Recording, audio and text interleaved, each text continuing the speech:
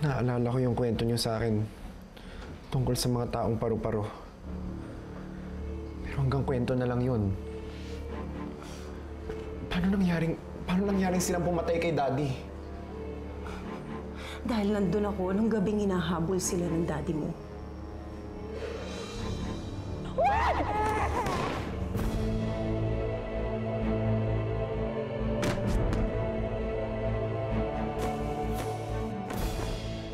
Pati pinangako ko sa daddy mo na ipaghihiganti ko ang pagkamatay niya. Kaya naging obsessed ako sa paghahanap sa kanila. Kaya nawalan ako ng oras para sa'yo, anak.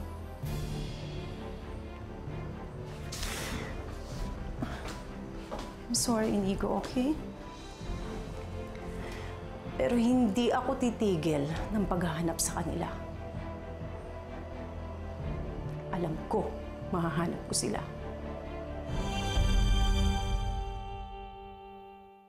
Mabuti naman at okay na kayo ng mami mo. Thanks. Pero kung talaga makalimutan sa sinabi niya tungkol sa mga parowa. Sila daw yung pumatay kay Daddy. Alam mo, meron pinakita sa akin libro si Inay tungkol sa mga parowa.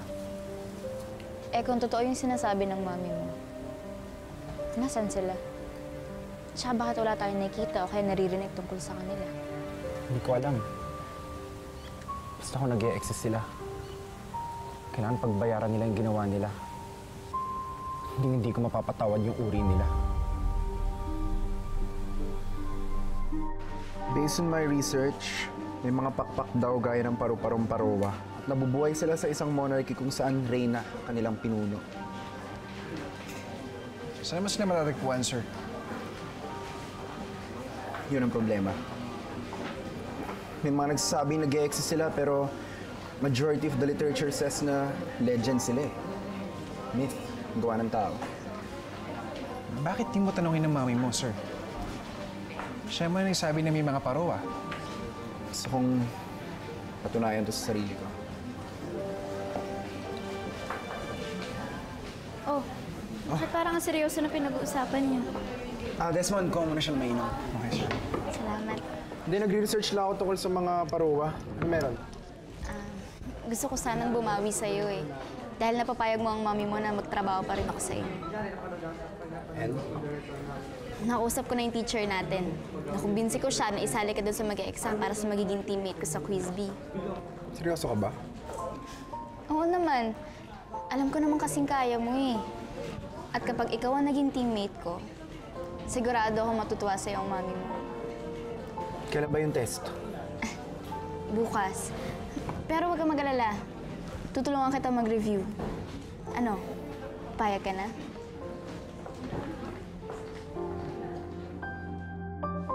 Ito madali lang.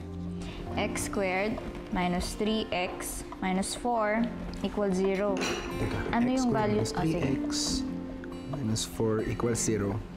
Ano yung value ng x? Tao ba to? Ano? Hayop? Inigo naman eh. Joke lang. Ito na, sagutin na po. Okay. 2 and 2 saka 1, yun yung factors ng x. Para lumabas yung negative 3x, 1 and 4 yung mga kailangang factors. So, ang equation natin is x minus 4 plus 1. Okay, so ang final answer is x equals negative 1 and x equals 4. Tama! Magaling ka naman pala eh. Sa'yo eh. Good afternoon, ma'am. Good afternoon. Excuse me. Hindi. Okay na kay Mami. Hindi na kailangan magtago.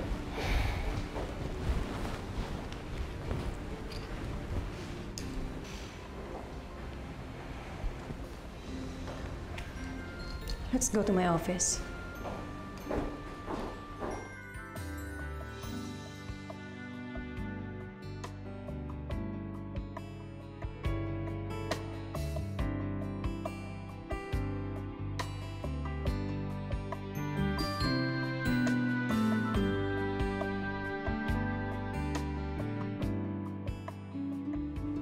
Sabi ko naman sa'yo, akong bahala sa'yo, di ba?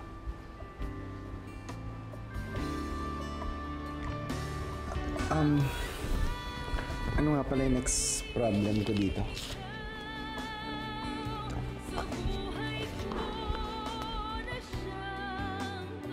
Aminin mo na. Crush mo si Inigo, no? Kaya mo siya tinutulungan. Tama? Hindi, ano ka ba? Ikaw kung ano iniisip mo. Katulad mo, kaibigan ko lang din si Inigo, kaya ako siya tinutulungan. O sige, pagpalagay nating kaibigan turing mo sa kanya. Siya, kaibigan din ba turing niya sa'yo? Nung pinagtanggol niya ako sa mami niya, sinabi niya kaibigan niya ako. At ramdam ko hindi naman siya nagsisinungaling nung sinabi niya yun eh. Ang swerte nga siguro na magiging girlfriend niya.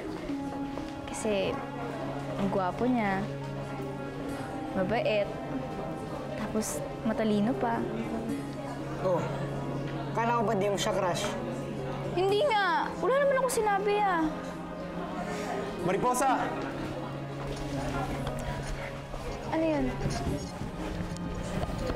Panalo ako. Ako yung napili mong kapartner sa Quiz Me. Thank you. Uy, congrats! Salamat. Wala yun. O dahil dyan, anong gusto niyong kainin? Sagot ko kayo. Sige, bili mo kami ng hotdog, ng burger, ng spaghetti, ng sandwich. Bakit mayaman yan eh? Kaya niyo naman Hindi, lahat. okay lang. Teka. Ipadagdagan mo ng extra rice, ha?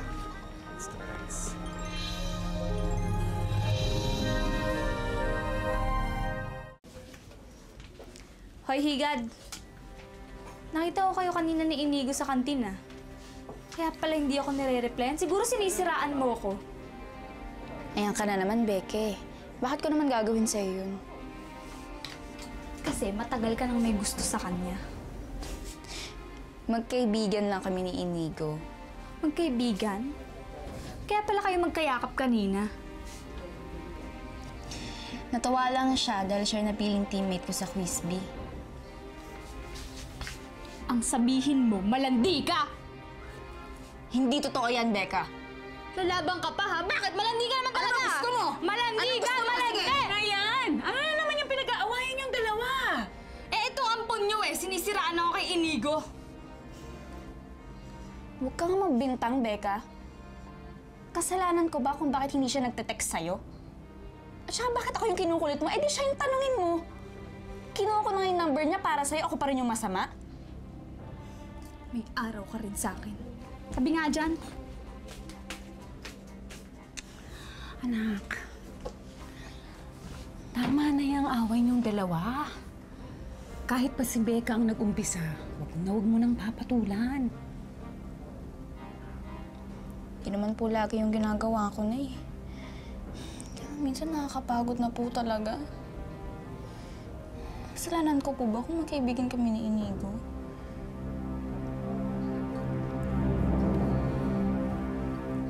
Ma, ngayon na lang po ulit ako makakasali sa competition. Sana makapunta kayo. I can't promise you anything, okay? Kasi medyo conflict sa schedule ko yung contest mo. Ayan na naman. Akala ko ba nag-usap na tayo? Akala ko ba okay na tayo, Ma? Inuunan nyo na naman yung negosyo nyo eh.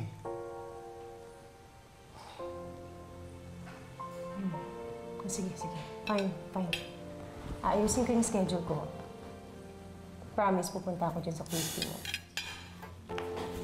Thank you, Mommy. You've made my day. Okay. Nay?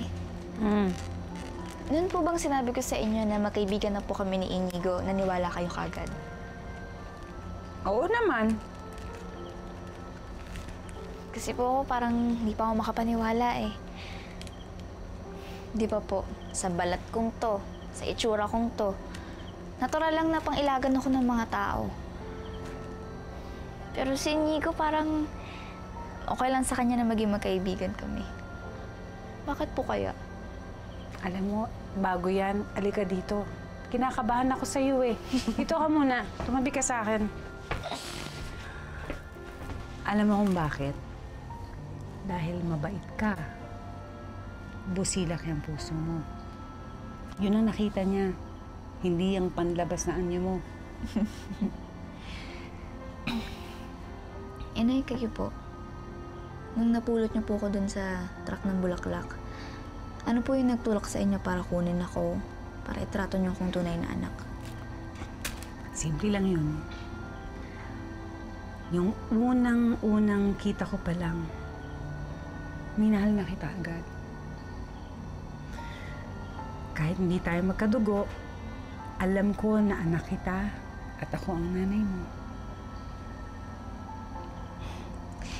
Basta, Nay, ako masaya na ako nakasama ko kayo.